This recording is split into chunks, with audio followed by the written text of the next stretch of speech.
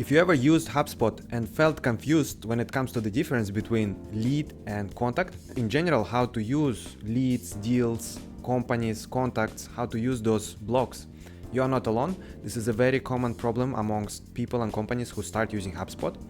And my name is Vlad, and I'm a certified HubSpot implementation partner.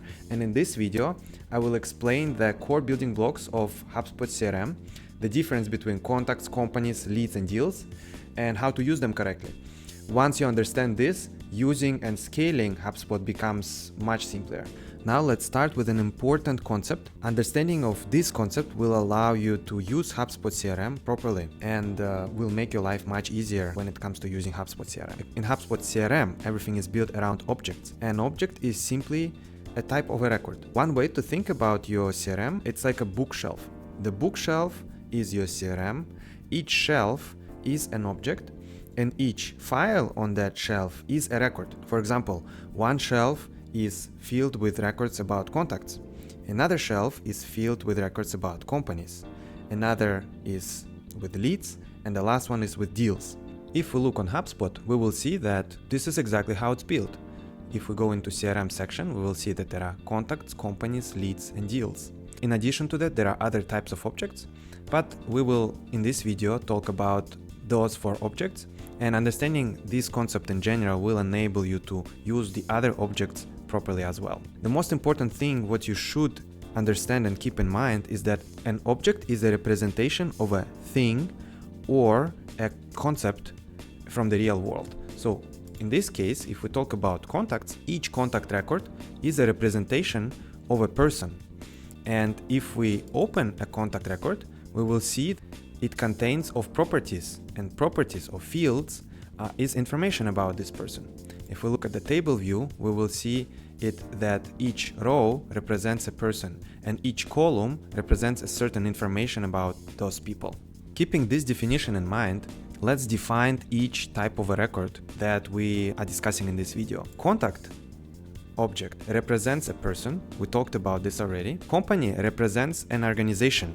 Company represents a business. Leads represent attempt to sell or an inquiry from a contact, and deal represents an opportunity, revenue opportunity with a company or with a contact. When you look at your CRM this way, the difference between contact and lead is very obvious and very easy to understand, because a lead is not a person. It's simply an attempt to sell to a person or an inquiry from a person. Now that's the main thing. And the difference between lead and deal is that lead is just an attempt or an inquiry that still needs to be qualified, while deal is already an actual revenue opportunity. In a sense, you can think of a deal as an extension or a next step after a lead is qualified. Now let's take a practical example of how this all might play out in a real world scenario. First, let's imagine that you have a website, and on your website you have a contact form where people or companies who are interested in your services and products can submit an inquiry. What happens when a person submits an inquiry? This form usually has such fields as first name, last name, email, and phone number. So what happens when a person submits this form, a contact record is created and the properties for the first name, last name, email, and phone number are filled in. And after that, usually this is done via automation, or it can also be done manually. A lead record is created. And if I go into contact, I can show you how it would look like here. We see the contact, he or she in this case, submitted inquiry. So we created a contact record, but then we also created a lead record. And if I go into leads and I search for the specific name of the person who submitted this inquiry, I will see that she's here. Now, leads are going usually through several stages, and so there is a lead pipeline, and this is a classical example of a lead pipeline, which starts with a new, and this is when new inquiry comes in. The next stage would be attempting, and usually this stage means that a salesperson has attempted to contact this person, basically by sending an email or giving a phone call, but haven't reached this person yet, or the person didn't reply or didn't answer the phone call yet. As soon as the phone call is replied or an email is replied, it goes into the next stage, connected, and from there we can assume that there is already a two-way connection between the prospect and the sales manager, and the sales manager needs to make a decision whether this request from the person is actually something that your company can serve, whether the budget of the person fits, and whether the service that they are interested in or product is something that you can provide to them. In case it's qualified, to go into the next stage, qualified. And default behavior in such case, HubSpot would ask, create a deal, because this is a next step after a lead is qualified. In case the person is not qualified, it would go into disqualified, right? After the request is qualified, a deal object is created, and then inside of the deal, we will see that it also has a few stages. This is very personal for each company, and here I have standard deal stages that come by default on HubSpot. The first one is appointment scheduled. If you have to meet the person and explain something, then the person is qualified to buy, presentation, decision maker, contract, and closed won. And if we open a deal record, we will see that it is associated to a contact and to a company. So that tells us that this is a revenue opportunity with this contact who works at this company. If I go into this contact, I will see that he has an association with a lead who was qualified, with a deal with the on the stage appointment scheduled, and he also has association with a company, which means that he currently works at this company. A very common question that I usually get from my customers is, all right, but do I have to use lead and deal, or can I start from deals right away? And this is a very good question. And the way I suggest to think about it is as follows.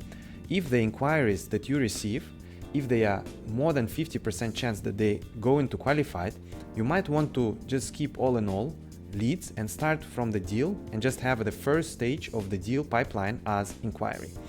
Now, on the other hand, if you're receiving a lot of inquiries and a large percentage of them, more than 50% or even higher, is not qualified, does not go through for various reasons, in such case, I would highly recommend using leads as an object.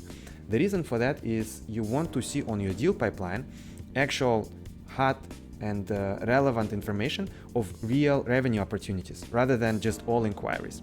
So if there is such a differentiation, make sure that you use leads. The reason why you might want not to use leads, obviously, is the extra admin that comes with it. So you would need to create leads, you would need to move them through stages into qualified, and that creates a little bit of an admin burden. However, many of those things can be automated, and if you're interested in learning how to automate lead creation and moving it through the stages, let me know in the comments or just write to me directly on LinkedIn. I would be happy to make a video and article on that as well. Now, why this structure really matters and what are the benefits of using HubSpot in this way?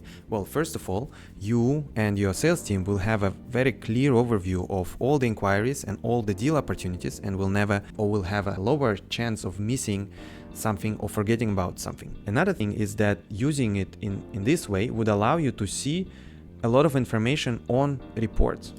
For example, if we go into sales analytics reports, we will see that those default reports, they are all built around lead object and deal object. And using it in a way I just described will allow you to actually have a proper information, correct information on all of those reports. From my experience as a HubSpot implementation partner, understanding of those fundamental blocks of HubSpot CRM and proper usage of them has the highest impact on how successful is the CRM and how well it performs its function. Thank you very much for watching this video until the end. If you like this video, please support by liking, subscribing, and doing everything else. And also write me in the comments that it was useful so that I continue doing this. And share in the comments what other video you would like me to make, what other questions you have, and how else I can be useful for you.